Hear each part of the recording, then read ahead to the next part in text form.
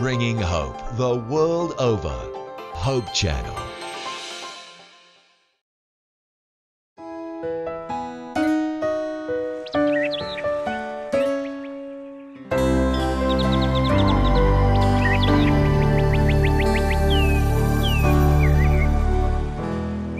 Isang mainit na pagbati muli sa inyo mga ginigiliw naming mga kaibigan na taga-subaybay ng programang ito ng Buhay Kasama si Kristo. Ako po muli ang inyong lingkod, Pastor Luis Mon, na nagsasabi sa inyo na ang pagpapala ng Diyos at ang katahimikan ay sumainyo habang kayo'y nakikinig ng ating tupikos sa oras na ito. Nais ko pong bigyan kayo ng isang bagay na inyong dapat maunawaan sa oras na ito. Na ang tubig ay isa sa pinakasaganang elemento sa balat ng lupa na magagamit sa pagpapagaling. Minamahal, ito ang ating pag-uusapan, ang kahangahangang pagpapagaling ng tubig. Tingnan po natin ito, ngunit bago tayo magpatuloy sa ating pag-uusap at pag-aaral, ay muli ko kayong aanyayahan na tayo ay yumuko at tayo ay mananalangin at hingin natin ng patnubay ng ating may kapal. Tayo po ay manalangin. Dakila naming Panginoon, sa oras na ito, ang aming mga puso ay lubusang naliligayahan, sapagkat muli kaming binigyan ng pagkakataon upang pag-aralan ang inyong banal na salita.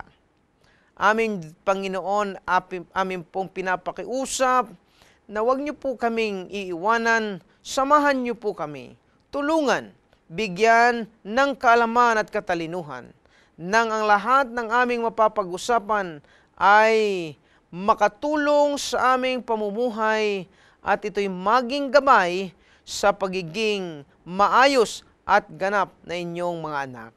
Salamat, Panginoon, sa inyong pakikinig ng aming dalangin. Itong lahat ay aming hinihiling sa matamis na pangalan ni Jesus. Amen. Ngayon pong oras na ito, minamahal, ay nais kong sabihin sa inyo na ang tubig ay pinakasaganang elemento sa balat ng lupa na ito'y maraming mapaggagamitan. Ang totoo, 71% ng ating planeta ay tubig. At hindi nyo ba alam na 29% lamang ang lupa? Minamahal, ito ay napakasagana. At gusto kong sabihin sa inyo na ang tubig ay libre.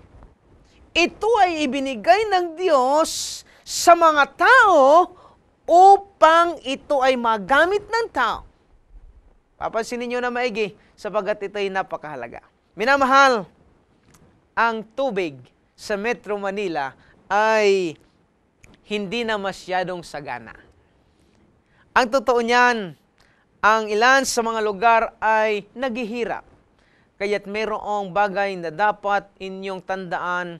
Ang pinakamahalaga ay magtipid sa tubig. Bagaman sa ilang lugar, sa Mindoro, ang tubig ay sagana. Ang ilog ay napakalinis. Pero dito sa atin sa Metro Manila ay medyo mahirap ang tubig. Kaya't kayo'y magtipid. Okay? Kapag kayo uminom ng mineral water, ang binabayaran ninyo hindi tubig. Ang binabayaran natin ay yung pag-filter, at yung pagbabatel, at yung paglalako. Kaibigan ko, ang tubig ay libre. Ngayong oras na ito, nais kong sabihin sa inyo na palibhasa ang tubig na ito ay kailangan ng tao, ay gusto kong sabihin na ito'y kailangan natin sapagkat 70% ng ating katawan ay tubig. Uy, kaibigan ko, ang tubig na ito sa katawan natin ay talagang kailangan. Na ito ang dahilan kung bakit sinabi ng ating mga eksperto na kailangang uminom ng 8 o mahigit pang baso ng tubig sa isang araw. Minamahal kong mga kaibigan, itong bagay na ito ay dapat nating sundin sapagkat maraming tubig ang nawawala at kailangan itong mapaltan. Minamahal, ang ating pag-uusap na ito ay tunay na dapat nating bigyan ng pansin. Merong tamang pagsasaoras ng pag-inom ng tubig. Hindi lamang basta ito na talagang iniinom kung ano-ano, kundi meron pala itong pagsasaoras. Tandaan niyo, na 2 basong tubig, 30 minutos bago kumain, ay tumutulong sa digestion. Minamahal, ito pala'y iniinom 30 minutes bago kumain. At kung tutuusin, 30 minutes pagkatapos kumain. Ito ay napakahalaga na dapat nating tandaan. Isang bagay kasi na pagka ikay kumain na at ikay biglang iinom, yung iyong kinain ay lulutang-lutang dahilan may tubig at nahihirapan i-digest ng ating tiyan ang inyong kinain sapagkat may kasamang tubig. Alright? Now, ikalawa, 1 basong tubig pagkagising ay tumutulong sa pag-activate ng mga internal organs. Minamahal, ito ang dapat natin bigyan ng pansin. Kaya kung maaari, pagkagising nyo, ang unang gagawin ay uminom ng 1 basong tubig para ito'y ma-activate ang mga internal organs sa loob ng katawan. Alright? Now, 1 basong tubig bago matulog ay makakaiwas sa stroke o heart attack sa hating gabi. Minamahal, ito ang dapat niyong gawin. Kasi ito'y pinapalabnaw niya ang ating dugo para makaiwas tayo sa ating stroke. Alright? 1 basong tubig, pagkatapos maligo, ay tumutulong sa pagpababa ng presyon ng dugo. Minamahal, itong bagay na ito ay ating binibigyan ng pansin. Nanapat ang sabi ni Jacqueline Chan. Alright? Siya ay Chief Researcher ng Loma Linda University Medical Center. Right? Now, ang sabi niya, ang mga umiinom ng mahigit 5 basong tubig sa isang araw ay merong 54% na kabawasan sa posibilidad na magkaroon ng coronary heart disease. Minamahal, ito po ang inyong bigyan ng pansin.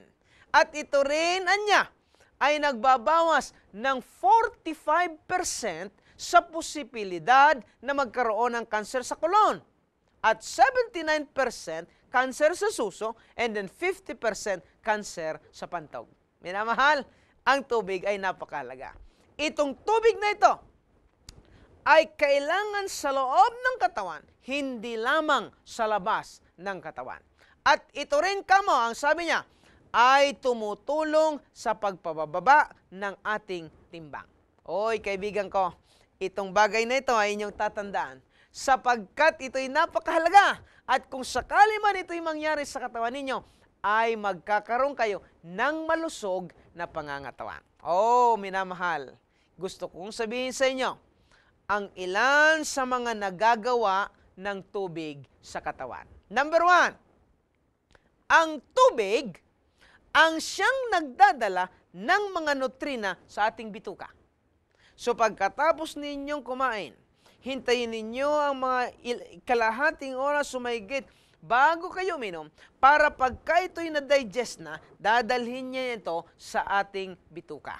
Alright? Number 2, pinapalabnaw ng tubig ang ating dugo upang tayo'y makaiwas sa mga blood clots. Alright? So pagka kayo ay laging uminom ng tubig, ang ating dugo ay lumalabnaw at ito'y makakaiwas tayo sa mga blood clotting. Alright? Now, pangatlo, ang tubig ay gumagawa ng napakahalagang trabaho ng paglinis ng dumi sa ating katawan.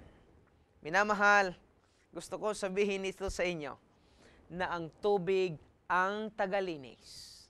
Kaya't kung gusto natin na maging malinis ang loob ng katawan, ay huwag ninyong pababayaan ang uminom ng tubig. Nanopat, iinumin lamang ito sa tamang pagsasaoras. Alright? Nanopat, kung inyong tutusin, 8 baso ang minimum na tubig na dapat inumin. At kung maaari, kung malampasan nyo ang 8, ay mas mabuti ito sa ating katawan. Kaibigan ko, aking sinubukan kung talagang ako'y nakakainom ng 8 basong tubig. Ang aking ginawa ay tumakal muna ako ng 8 basong tubig at inilagay ko sa isang lalagyan. Yung isang lalagyan na yon ang lagi kong tinitingnan sa loob ng maghapon. Nung una, palibas ay conscious ako na mayroon akong inuubos na 8, ay nauubos ko. Pero pagkalibas ng mga araw na medyo nakakalimutan ko na, aba, hindi ko pala nauubos ang 8 baso. Dahilan sa kabisihan, dahilan sa mga bagay na ginagawa, ay nakakalimutan ko. Kaya't kung tutuusin, ang totoo nito, hindi ko maubos ang 8 baso hanggang hindi ko iniisip. Dinamahal ko, ubusin sapagat ito'y napakalaga. Tagalinis ito ng dumi sa ating katawan. Subukan ninyo ang bagay na ito. Ang inyong luha kapag tumigas ay ano? Muta. Kaibigan ko, dumi! Lahat ng lumalabas sa katawan ng tao ay dumi, yung tubig. Right?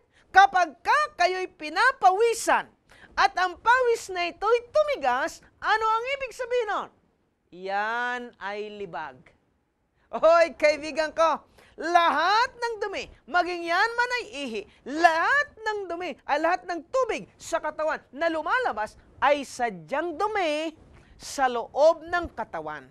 Minamahal, itong mga duming ito na lumalabas ay kailangang mapaltan ng panibagong tubig para tuloy-tuloy ang kanyang paglinis. Minamahal ko, gusto kong bigyan niyo ito ng pansin sapagkat ito'y napakalaga. Nanopat, ang panlabas na aplikasyon ng tubig ay isa sa pinakamadali at pinakasiyasyang paraan upang ayusin ang sirkulasyon ng dugo.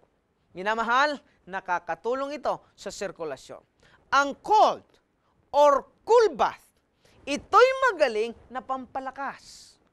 Kapag kayo ay nakaramdam na parang ang tamlay, na parang kayo ay tinatamad, ang solusyon niyan ay maligo ka lamang. Kaibigan ko, ito'y tumutulong ito sa pampalakas. Pagka naligo ka na, napreskuhan ka, ay para bagang meron kang panibagong lakas. Minamahal, yan ang katotohanan sa buhay. At tandaan ninyo, ang warm bath naman, binubukas nito ang mga pores ng ating balat at tumutulong sa pag-alis ng mga dumi. So, binubuksan niya mga butas. Okay? Pagka'y kinaligo ng maligamgam, iyang mga butas na yan sa balat mo'y bubuka. At iyan ay dinadaluyan papalabas ng mga dumi. Kaya pinapakiusap ng mga eksperto na kung maaari, ang isang tao ay magkakaroon ng isang beses na paliligo ng mainit na tubig o maligamgam na tubig sa isang linggo. Right? Isang beses sa isang linggo. Huwag niyong pabayaan para ma-exercise yung mga butas na nagbara ay mabuksan muli at magkaroon ng iksit ang lahat ng dumi sa loob ng katawan. Alright? Now, pansinin niyo. Merong ilan na mga napapagaling ang tubig. Meron tayong tinatawag na hot compress. Alright? Ang hot compress ay kukuha lang kayo ng face towel, ilalagay ninyo sa mainit na tubig, at pagkatapos ilalagay nyo doon sa mga lugar na kung saan ito ay na-infection na sugat. Alright?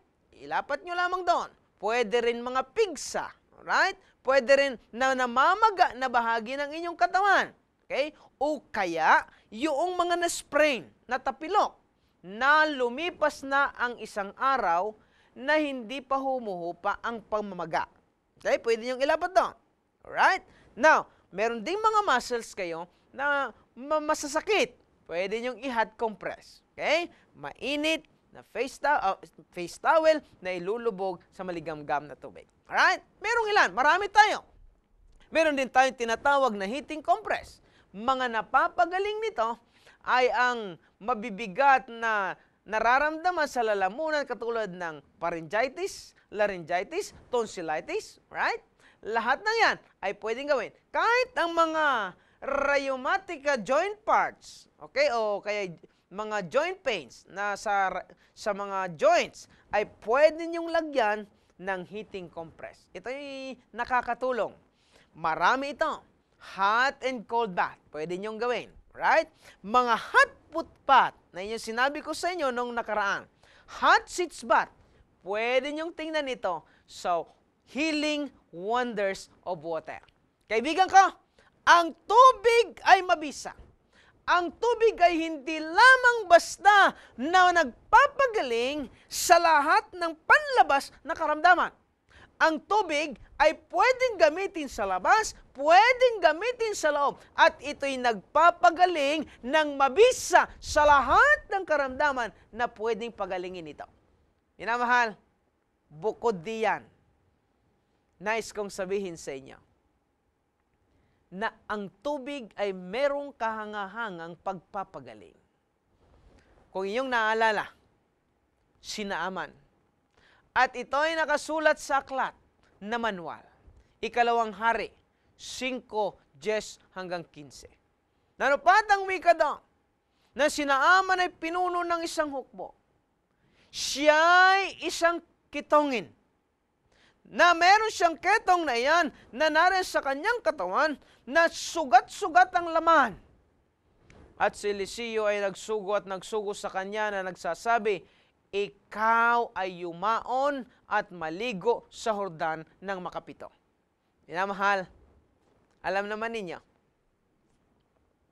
palibhasa ay siya isang hari. Nung marinig niya nang ipinag-uutos ni Eliseo ay lumigo o maligo doon sa ilog, si Naaman ay nag-init at umalis. Sino nga naman ang isang hari na maliligo sa ilog? O kaibigan ko, ayaw niya, kaya't siya'y umalis. Ngunit ang mga alagad na ito, ang kanyang mga lingkod ay lumapit sa kanya at nagsabi, Uy, kung ipinagagawa sa iyo ng propeta ang anumang mahirap na bagay, hindi mo ba gagawin? Kung ito lamang ang tanging paraan, kung ito lamang ang tanging solusyon na ang sugat mo sa iyong laman ay gagaling, ay bakit hindi ka anya lumusong sa tubig ng ilog ng Jordan para ikay gumaling na? Napayuhan siya ng kanyang mga alagad. At alam ba ninyo, nung siya'y napayuhan, siya'y lumusong at sumugbong makapito sa ilog ng Jordan at siya'y naging malinis. Minamahal, kahangahangang pagpapagaling ng tubig. Alam ba ninyo, na bagaman ang tubig na ito'y napakasimple, inilagay ito ng Diyos sa sanlibutan upang maging katulong ng tao. Ginhawa ng tao. Ito'y tanda ng kanyang pagmamahal. At hindi nyo ba alam, minamahal, na ang tubig na ito ay pwede ring hugasan ang ating kasalanan. Hoy, minamahal, bakit tayo maghuhugas ng ating kasalanan? Ang sabi, Roma 6:23, pakinggan ninyo. Sapagkat ang kabayaran ng kasalanan ay kamatayan. Kaibigan ko, ito ang sistema ng ating buhay. Yayamangan tayo nagkasala. Sinabi ng Panginoon, mga anak, ang kabayaran ng kasalanan ay kamatayan. Kaya ang sabi ng Panginoon, kailangan hugasan ang kasalanan na ito. Kaya pakinggan ninyo ang kanyang salita. Isaiah 1:16 ang wika. Mangaghugas kayo, mangaglinis kayo, Alisin ninyo ang kasamaan ng inyong mga gawa sa harap ng aking mga mata. Mangaglikat kayo ng paggawa ng kasalanan. Oy, minamahal kong mga kaibigan, ito ang dahilan kung bakit sinabi ng Diyos, mangaghugas kayo.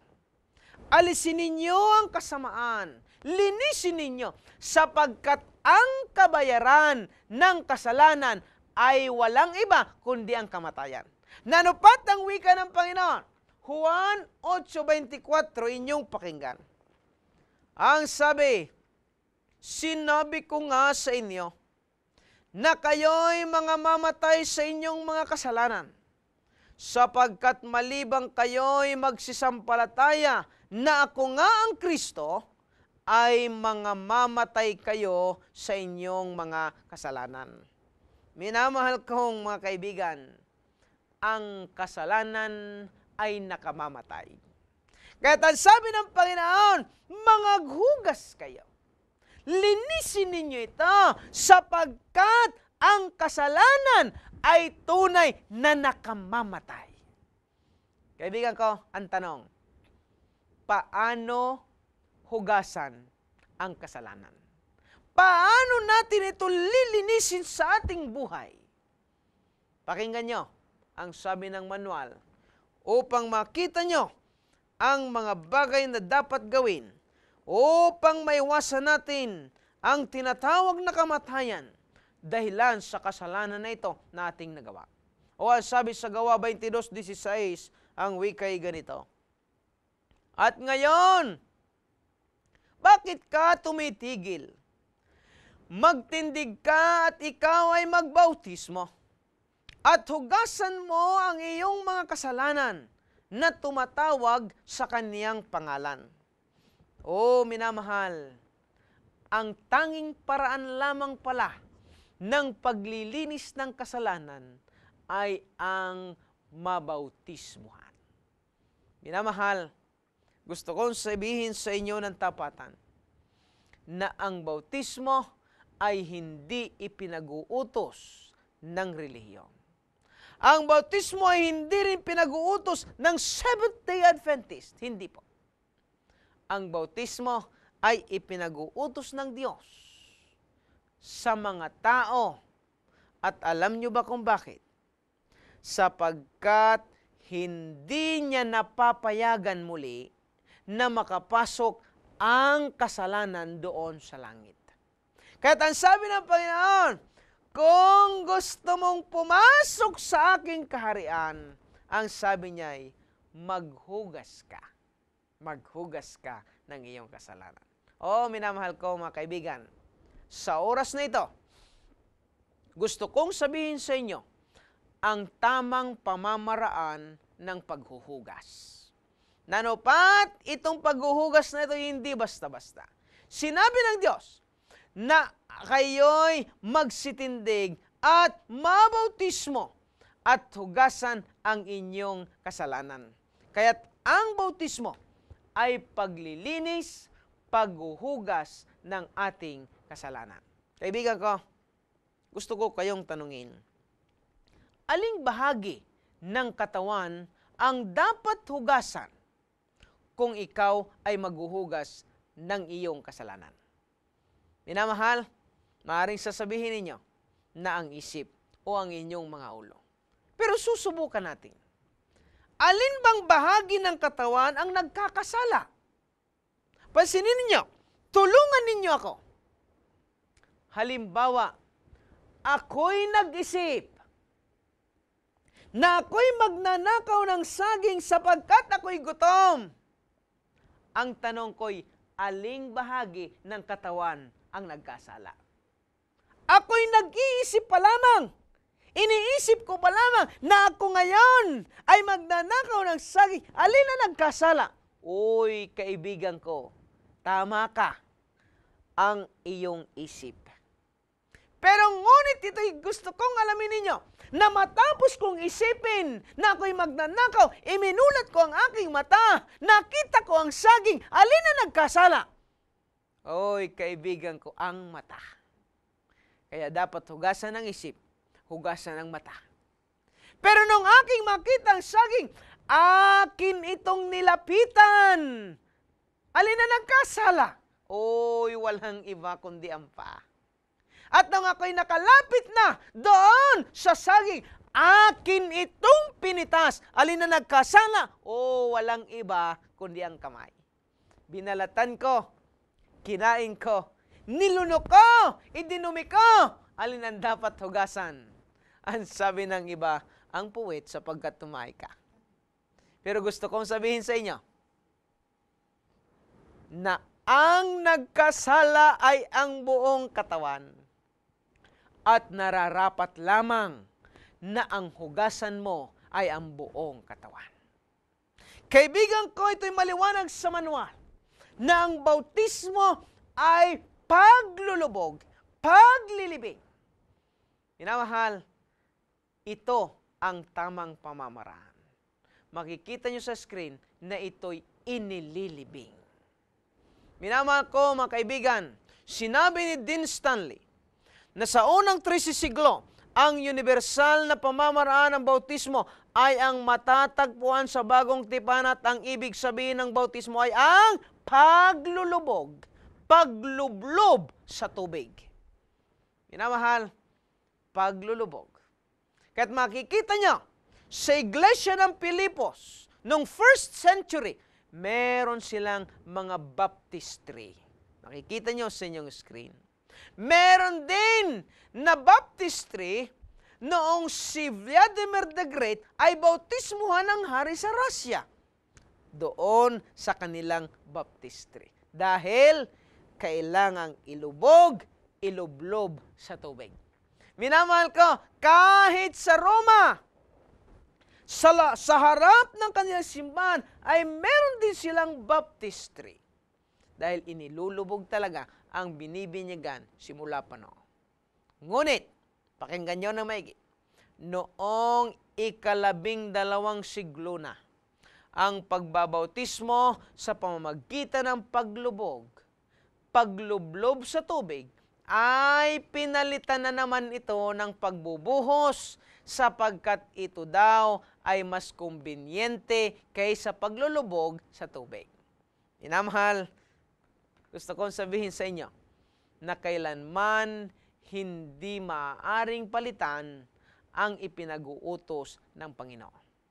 Kaibigan ko, sapagkat kung ito ay gusto ninyong palitan at gusto ninyo na ang masunod ay sa inyo, kayo na ang magpanginoon. Minamahal ka sa mga oras na ito.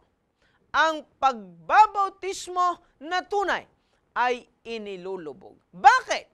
Pakinggan nyo ito na maigi. Roma 6, 3 at 4. Ang sabi sa Roma 6, 3 at 4. O hindi nyo ba nalalaman na tayong lahat na mga nabautismuhan kay Kristo Jesus ay nangabautismuhan sa kanyang kamatayan? Tayo nga'y nangalibing, nakalakip niya sa pamamagitan ng bautismo sa kamatayan. Oy, kaibigan ko, pansinin nyo na maigi. Nabautismuhan tayo at ay nangalibing, nakalakip niya sa pamamagitan ng bautismo sa kaniyang kamatayan. Liliwanagin ko ito ng maigi. Noong si Jesus ay napako sa cross, ang tanong ko, buhay na ba tayo? Ang sagot, hindi pa. Kaya't noong si Kristo ay nabayubay sa cross, noong si Kristo ay iligtas niya ang buong sanlibutan, hindi pa tayo kasali sapagkat hindi pa tayo buhay. Yung mga kasali ng kanyang pagliligtas ay yung mga tao na nabubuhay na noon. Pero paano tayo nagiging kasali? Paano tayo nagiging kalakip ng kanyang pagliligtas? Ang sabi, tayo ay nalalaman na tayong lahat na nabautismuhan kay Kristus ay nabautismuhan sa kanyang kamatayan. Tayo ay naililibing, nakalakip niya doon sa kamatayan. Pagka ang isang tao ay tumanggap ng bautismo, at siya'y inilibing na katulad ng paglilibing sa kamatayan ni Kristo, ay naging kalakip na siya, naging kasalin na siya ng pagliligtas ni Kristo doon sa cross sa Kalbaryo. Kaibigan ko, kung gusto mong makalakip at makasama at makasali doon sa kanyang pagliligtas, ang tanging paraan ay ang ikay mailibing sa pamagitan ng bautismo, kalakip ng kamatayan at paglilibing sa kamatayan ni Jesus. Minamahal ko, sana ito'y maging maliwanag sa inyo. Nanapat ang wika, ito'y inililibing. At pagkatapos na mailibing, na tinanggap na ang pagliligtas ng Panginoong Jesucristo doon sa cross, o minamahal, ang ikatlo, tayo ay dapat ipanganak ng tubig at ng Espiritu.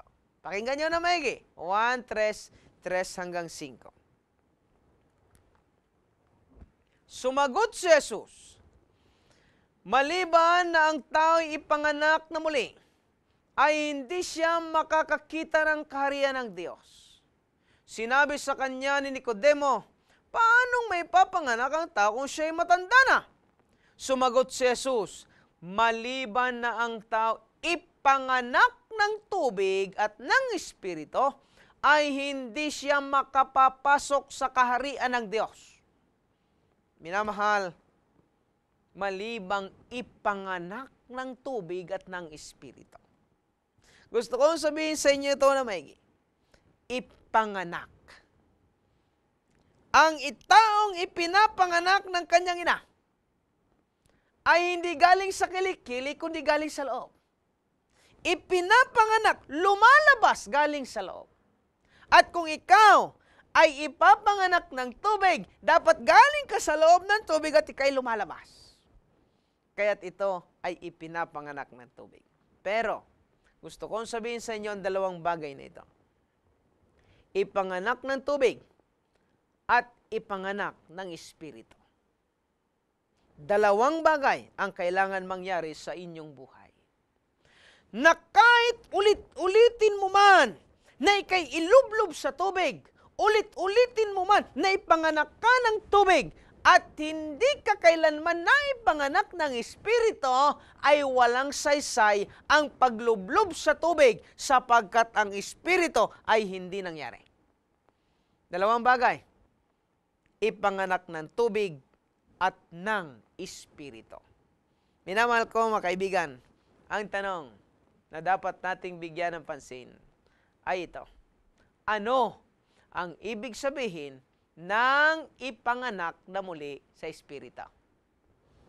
Kaibigan ko, ang dating tao ay naninigarilyo. Ngunit ang bagong tao ay hindi na naninigarilyo. Ipinanganak ng Espiritu. Kung noon, ikaw ay umiinom ng alak, pagka ipinanganak ka na ng Espiritu, hindi ka na umiinom. Kaibigan ko, pumupunta ka noon sa bar, matapos na ipanganak ka ng Espiritu, hindi ka na pumupunta.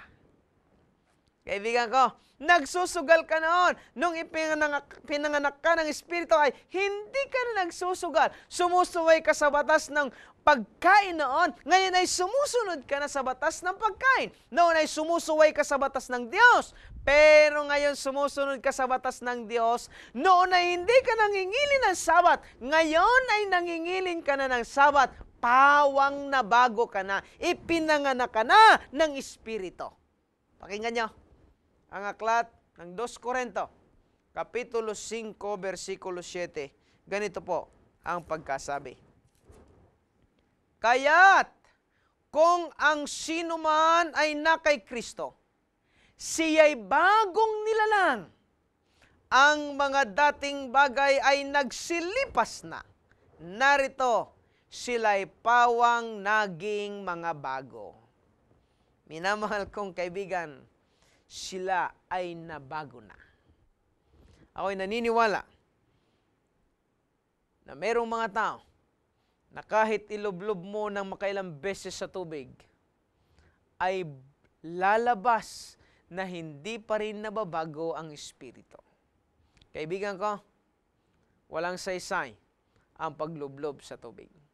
Sapagkat ang gusto ng Panginoon ay yung na ipapanganak na bukod sa tubig ay ipapanganak ng espiritu. Kaibigan, sasabihin ko sa inyo ang totoo. Marami ang nababautismuhan at nailulubog sa tubig, ngunit hindi nababago ang espiritu.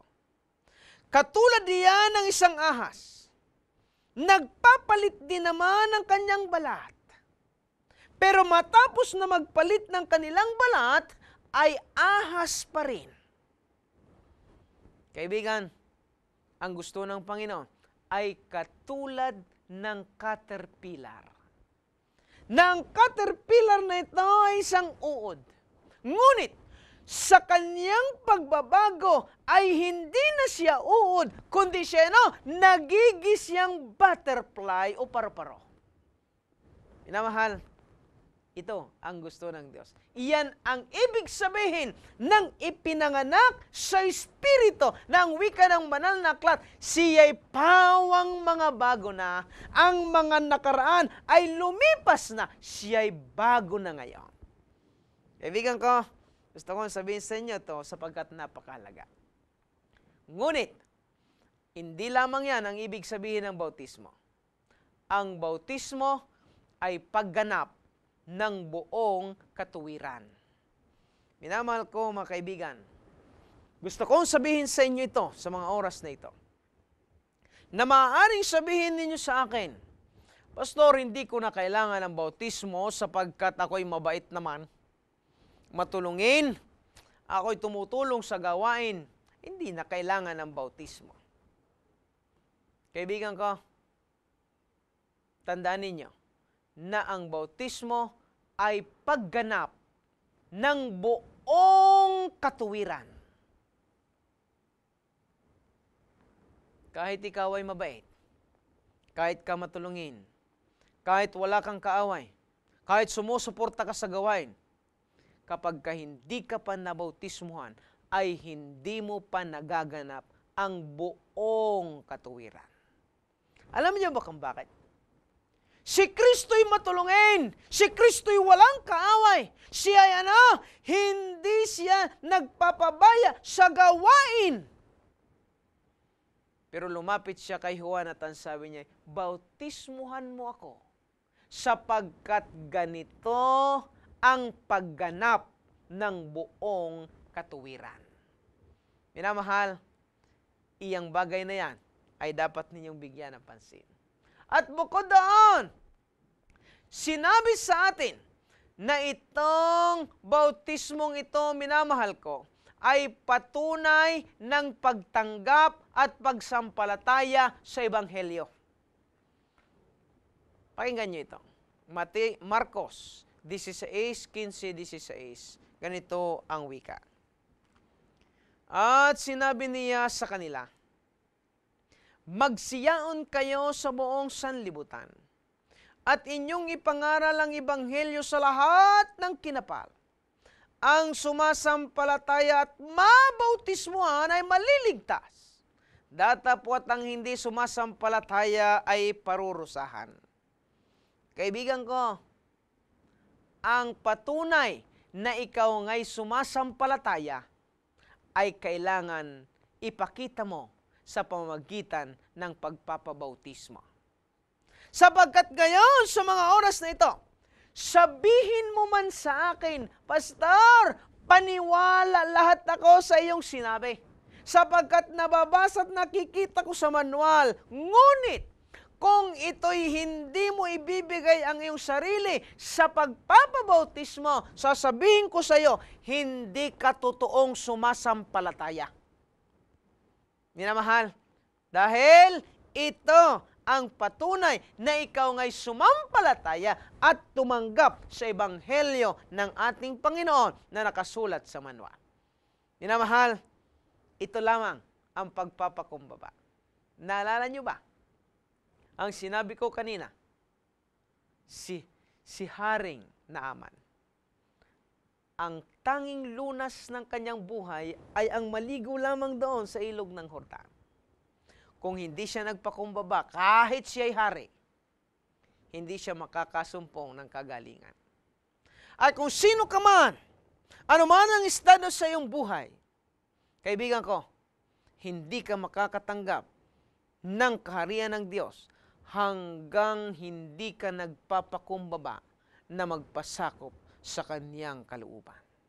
Minamahal ko mga kaibigan sa mga oras na ito, gusto kong sabihin sa inyo na ang bautismo ay daang tungo sa pagiging kasama ng mga nagsisisunod sa Panginoon. Pakinggan ninyo ang talatang ito na nakasulat sa banal na aklat na ang wika ay ganito. Gawa 2:41. Ang sabi, iyaon ngang nagsisitanggap ng kaniyang salita ay nangabautismuhan at nangaparagdag sa kanila ng araw na yaon ang may 3,000 kaluluwa. Kaibigan ko, ang lahat na nagsitanggap ng salita ay nangabautismuhan at idinaragdag sa lahat ng mga nagsisisunod sa ating Panginoon na siyang kanyang ililigtas. Kaibigan ko, sa aking pagtatapos, ay gusto kong sabihin sa inyo na kung kailan dapat bautismuhan ang tao. Siya ba ay pwedeng bautismuhan kahit siya ay sanggol pa lamang?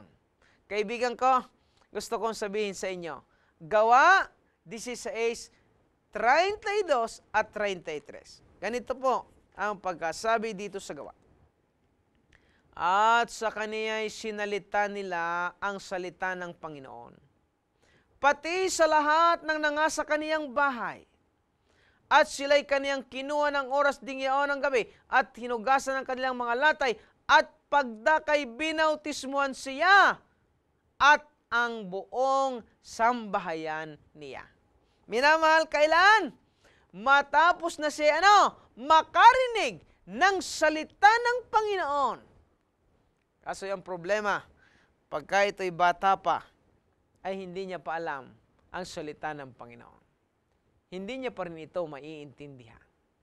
Kaya't ang tunay na pwede nang tumanggap ng bautismo ay kayo na nakikinig, na nauunawaan ang salita. At pagkatapos na maunawaan ay inyong sasampalatayanan. At pagkatapos na inyong masampalatayanan ay kayo tatanggap ng bautismo, ng paghuhugas ng kasalanan upang tayo ay magkaroon ng pag-asa sa langit na bayan. Minamahal kong kaibigan, bago ako magtapos, ay bibigay ko sa inyo ang mga paalala ng ating Panginoon. Na matapos na maibigay ko ito sa inyo, hindi na ako nagkulang, kundi inyo nang nalaman ito at kayo na ang pumili kung ano ang dapat ninyong gawin. Kaibigan ko, Juan 3:3-5. Mga babala ng ating Panginoon na dapat ninyong ilagay sa inyong isipan. Ang sabi dito, sumagot si Jesus, maliban na ang tao'y ipanganak ng tubig at ng Espiritu, ay hindi siya makakapasok sa kaharian ng Diyos. Minamahal, ito lamang ang gusto ng Panginoon. Maliban na ang tao'y ipanganak ng tubig at ng Espiritu, hindi kailanman siya makakapasok sa kaharian ng langit. Kaibigan ko, ito lamang ang solusyon. Katulad ng sinabi ni Elias kay Haring Naaman. Yan lamang ang solusyon. Lumubog ka lamang sa ilog, kahit sino ka pa man, kahit hari ka. Ang sabi ng Panginoon, ito lamang ang solusyon. Maghugas ka para makapasok ka sa aking kaharian sa langit. Minamahal ko, ayaw na ng Diyos na papasukin muli doon sa langit ang kasalanan. Kaya't kung gusto mong pumasok, maghugas ka. Minamahal kong kaibigan, isa pa, Marcos 16:16, paalala ng Panginoon, warning, ang sabi niya, ang sumasampalataya at mabautismuhan ay maliligtas. Datapwat ang hindi sumasampalataya ay parurusahan. Kaibigan ko, dalawa lamang ang iyong pagpipilian. Kapag kay sumampalataya sa salita ng Panginoon, sa kanyang manual, at ito'y tinanggap mo, at ikay nabautismuhan, ang sabi niya, ikaw ay maliligtas. Ngunit kung ang piliin mo ay ang hindi sumampalataya, ang sabi ng Panginoon, ikaw ay parurusahan. Minamahal ko mga kaibigan, natatandaan ko na itong bata ay lumapit sa isang bulag na ang wika niya ay, Tutoy, o di kaya sabi ng batang ito ay, Lolo, bulag, hulaan mo nga ang ibon kung buhay o patay. Ang sabi ng matandang bulag, Tutoy, ang buhay ng ibon sa iyong kamay ay nagdidepende sa iyong kamay. Ulit-ulitin ang matandang ito na sinasabi niya, Tutoy, gusto kong sabihin sa iyo na ang tanong mong yan, ang kasagutan dyan ay, ang buhay ng ibon ay nasa iyong kamay. Dahil pagka ito'y sinabi ko na ang ibon ay buhay, pipisilin mo ito para mamatay. At pagka sinabi ko naman na ang ibon ay patay, bibitawan mo para lumipad at ito'y buhay. Kaya sabi ko, anya Totoy, ang buhay ng ibon ay nasa iyong kamay. Pinamahal, dadalawa ang inyong pagpipilian. Ang sumunod sa Diyos o ang sumuway sa Diyos. Ngunit sasabihin ko sa inyo ang totoo, ang buhay ninyo ay nasa inyong mga kamay kung alin sa dalawa ang inyong pipiliin. Minamahal, sa aking pagtatapos, gusto kong malaman ninyo ang nakatala sa Roma 13:11. At ito ang pagkasabi. Roma 13:11. At ito, yamang nakikilala ang panahon na ngayoy kapanahunan ng magsigising kayo sa pagkakatulog, sapagkat ngayon ay lalong malapit na sa atin ang kaligtasan kaysa nang tayo'y magsisampalataya ng una. Minamahal, malapit na. Ngayon na ang kapanahunan ng sabi ng Panginoon. Magsigising na kayo. Tingnan na ninyo ang inyong kalagayang espiritual. Ayusin ang buhay natin ayon sa pagkakilala sa Diyos. Buhay na kasama ni Kristo. Minamahal, gusto kong sabihin sa inyo, na kung sakali man magpapasya kayo na sundin ang Panginoon, ito ay dapat ngayon na. Pakinggan nyo ang salita ng Panginoon sa 2 Korinto 6:2. Ang wika niya ay ganito, sapagkat sinasabi niya, sa panahong ukol kita'y pinakinggan, at sa araw ng pagliligtas kita'y sinakluluhan. Narito, ngayon ang panahong ukol, narito, ngayon ang araw ng kaligtasan. Kaibigan ko, binasa ko ang Biblia.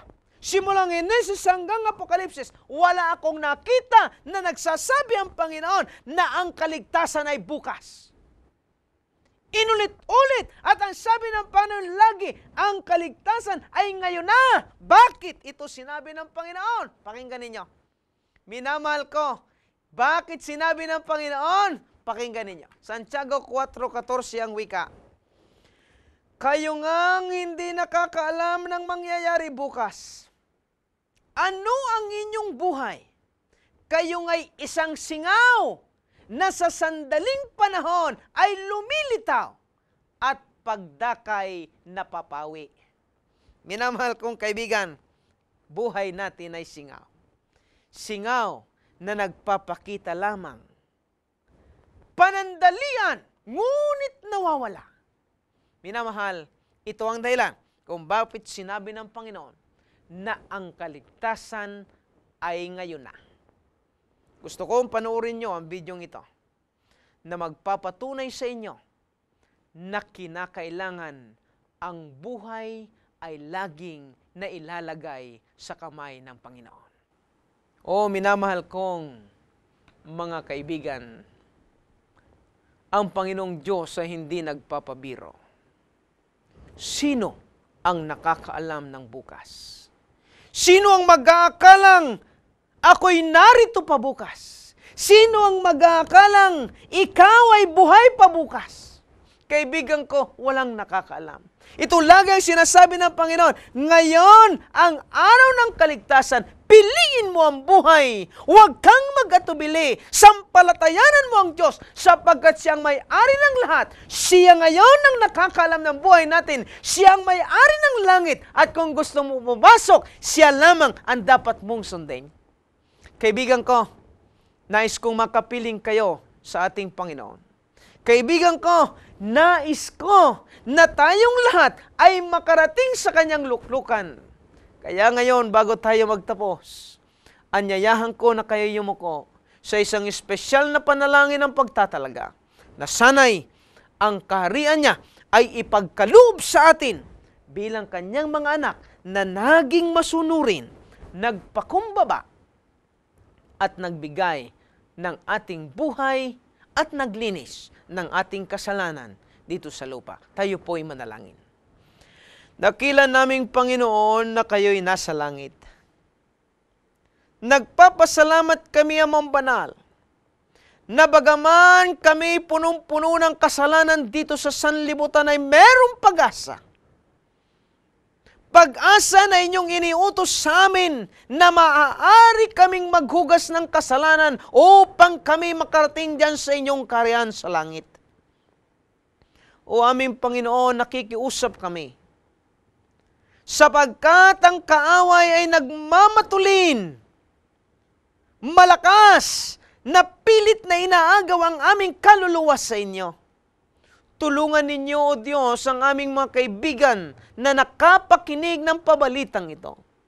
Huwag nyo na po sanang hahayaan pang maagaw ito ng kaaway, kundi bagkos sila'y magkaroon ng pagpapasya na sa mga oras ding ito ay hahanapin nila ang tunay na kaligtasan, maglilinis sila ng kanilang kasalanan.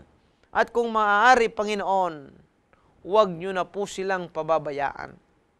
O dakilang Diyos, salamat ng marami na binigyan mo kami ng kaalaman sa lahat ng mga bagay sa sanlibutan ito. Ialay sa pamamagitan ng inyong manual. O aming Panginoon, patnubayan niyo po sila. At ang tanging dalangin namin, habang kami nagsama-sama sa lupang ito na nag-aaral ng iyong salita, ay magsasama-sama din kami dyan sa langit upang mag-aral ng lahat ng kabutihan kasama kayo sa buhay na walang hanggan. Patawarin kami na pagkakasala. Salamat sa inyong pakikinig ng aming dalangin. Itong lahat ay aming hinihiling at pinasasalamatan sa matamis na pangalan ni Jesus. Amen. Minamahal naming taga-subaybay, nais po naming pasalamatan kayong lahat sa inyong walang sawang pagtangkilik at sana huwag magtagal, kayo ay maglilingkod sa Diyos. Papatnubayan kayo ng Panginoon. Laksan nyo ang inyong loob. Maraming pagsubok, pero ang Panginoon ay nakalalay lagi upang tayo ay bigyan niya ng pag-asa na makapiling niya sa langit na bayan. Pagpalain kayo ng Panginoon sa inyong mga lakad.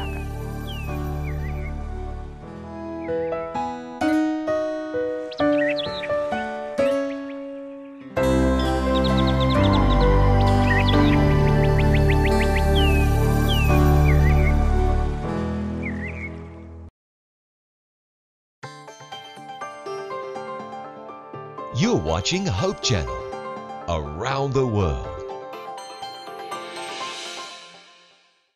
Get the exciting in-depth Bible study you crave. It's as easy as joining the Hope Bible Study class. Week by week, Pastor Derek Morris and the Hope Sabbath School class use Bible guides that are practically at your fingertips. Log on to hopetv.org, Click the link for the Hope Bible Study class, download this week's lesson, and join our faith-enriching class.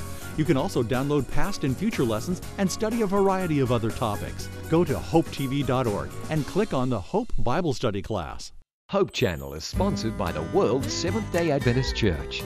We believe in being people of the Word, people of prayer, people of deep study of the prophetic writings, people who love Jesus Christ, people who keep all the 10 Commandments, people who are compassionate, who respect others, the community, and world needs, people who live healthfully by avoiding tobacco, alcohol, unclean meats, drugs, and immorality. We believe in joy. We invite you to be a person of hope. Hope Channel, the official television network of the Seventh-day Adventist Worldwide Church. A global network with 9 satellites, 2 uplink centers, and 7 individual channels.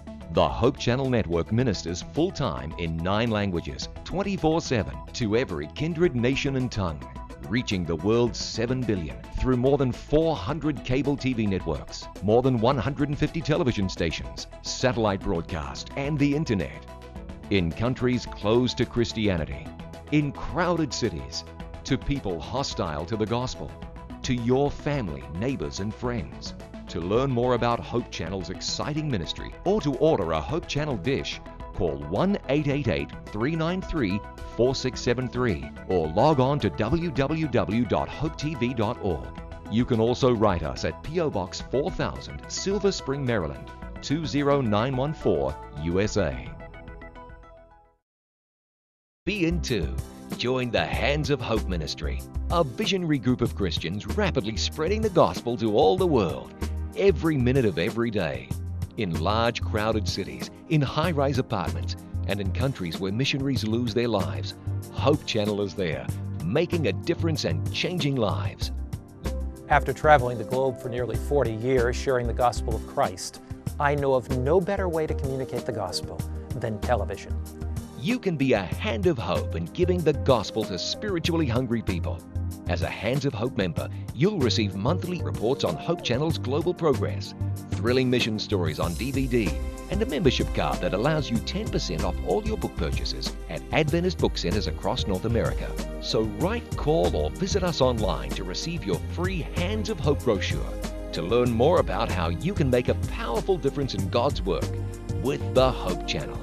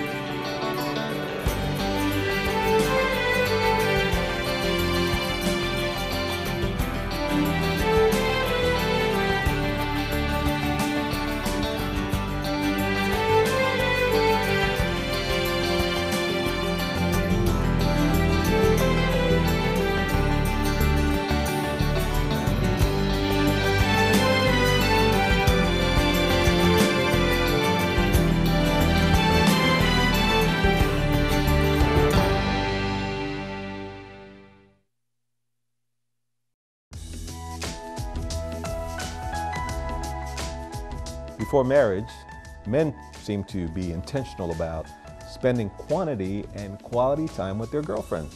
They go out, they do all kinds of things, but once they get married, things seem to change. What do you think needs to happen, Elaine? How do we negotiate time together? I think it's very important for men to understand that after they're married, it's still important for them to spend quality and quantity time with their wives. Wives are concerned that once married, men spend a lot more time with the TV and a lot less time with them. So it's important for men to remember that now that they have wives, they need to spend more time with them. Well, couples need to engage in conversation. Be honest and kind and work it out. Realize that your husband needs to find out how his team is doing, but be kind and nice to each other.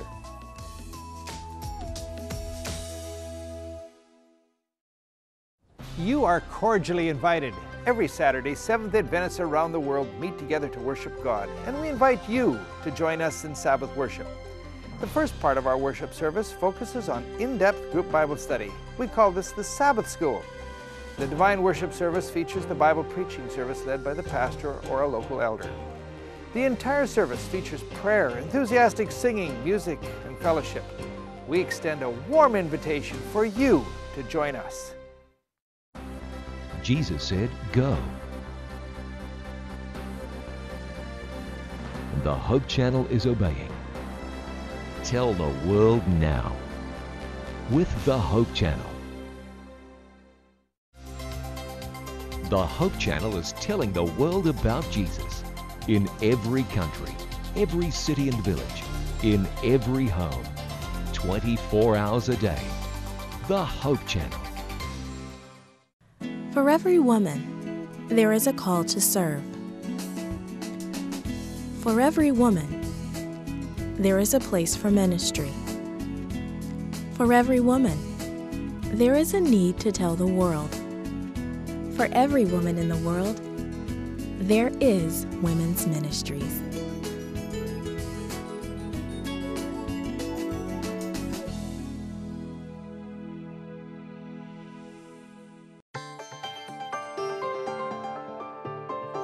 Circling the globe with hope. Hope Channel.